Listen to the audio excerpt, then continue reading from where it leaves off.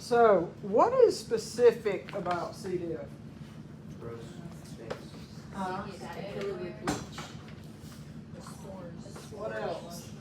You gotta wash your hands on hand sanitizer. No hand sanitizer. Don't work. What do you wash it with? Soap and water.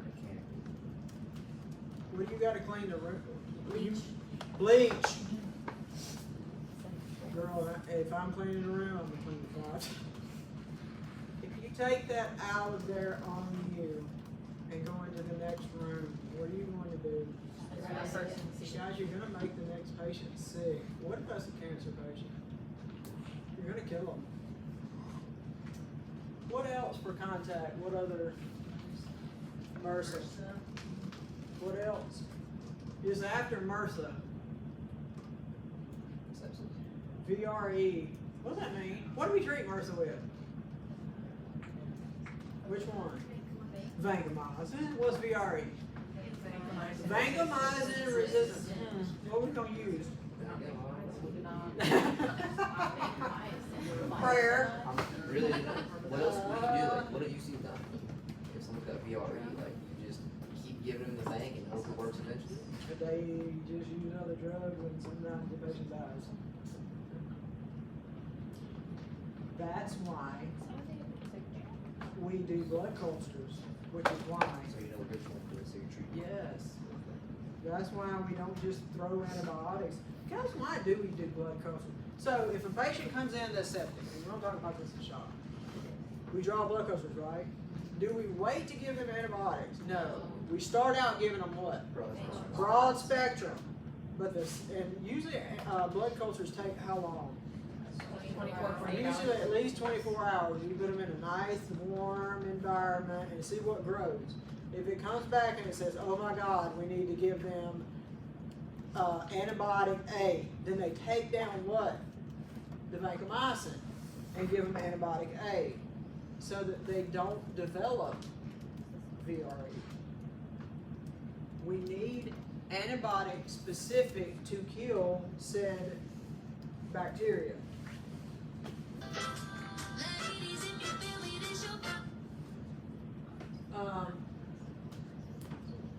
So, contact is direct or indirect contact, so you can take this on you.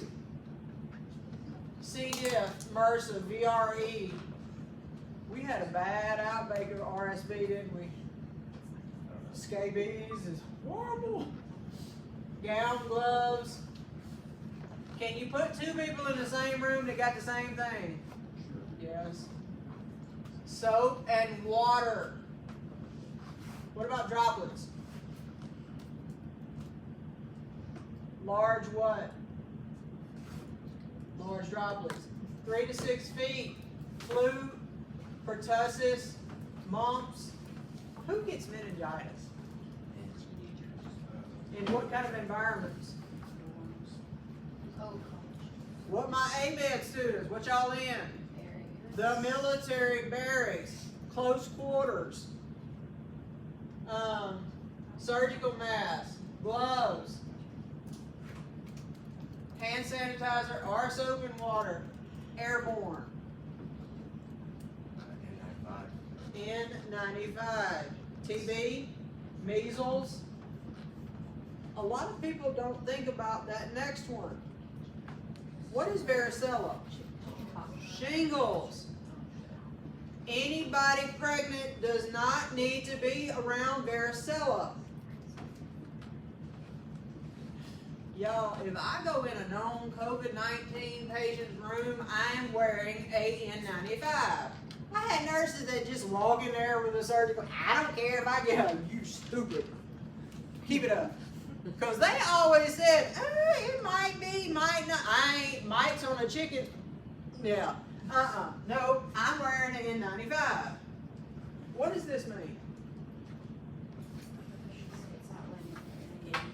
Yes. They need a negative pressure room. Keep the door closed. Usually, always, they have a what? An ante room. That's where what? You get your party dress on. They don't believe in that kind of closing the doors. Are you serious? They have it on Yeah. med surg. They'll have a sign and the door's just like wide open. And they're like, okay, I'll just. What floor was that on? Was that in the ICU or floor? Please don't tell me it was in the ICU. It was a nice. I just like this video.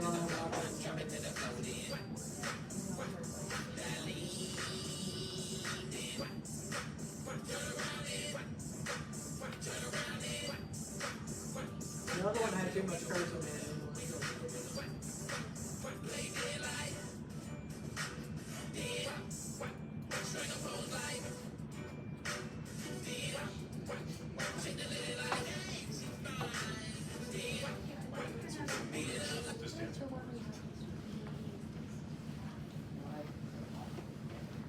LPNs get delegated stable patients. Y'all might want to remember that. RNs always want to know the T. You cannot delegate. I mean, guys, that's kind of a no-brainer. Who that patient blood pressure is 70 over dead? I'm just gonna let the LPNs and the unlicensed personnel take care of them. No teaching, no education, assessment.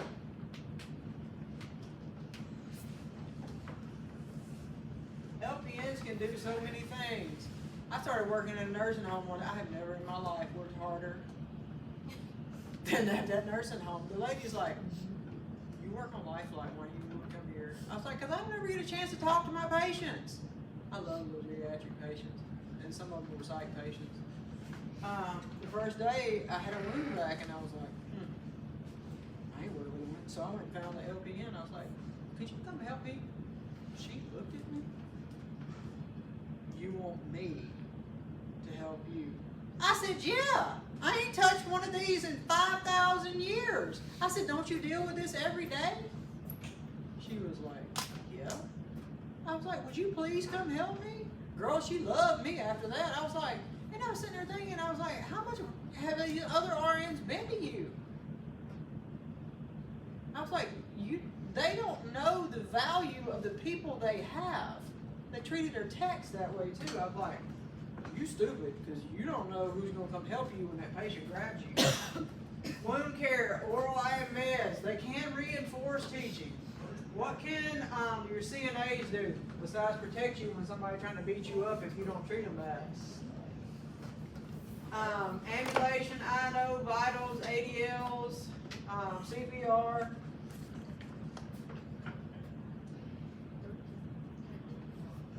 You can't just say, "Hey, go down there and get vital signs," and you won't ever think about it again, and you ain't responsible for that patient. I took their vital signs, but next time I went in there, they were unconscious.